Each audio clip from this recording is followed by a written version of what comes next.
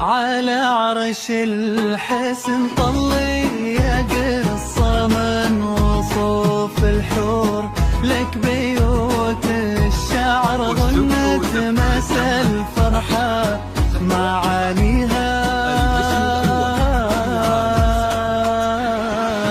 على عرش الحسن طلي يا قصة من وصوف الحور، لك بيوت الشعر غنت مسا الفرحة معانيها.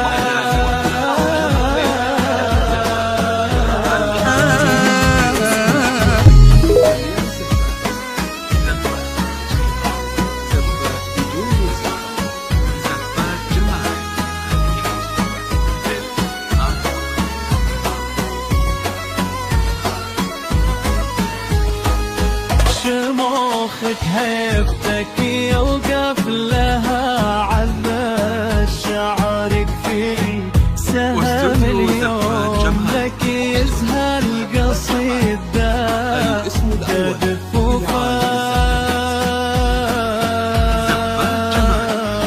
شموخك هيبتك يوقف لها عذاب شعرك في سهم اليوم، لك يزهى القصيد ذا كدفوفه.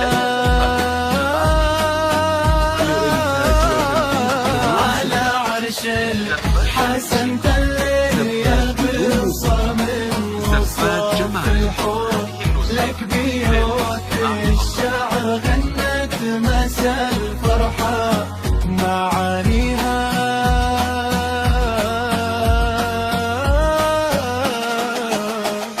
يا غيمة في سما الليلة يحير بوصفها التعبير، يا بنت صالح أعزك من عز الليل.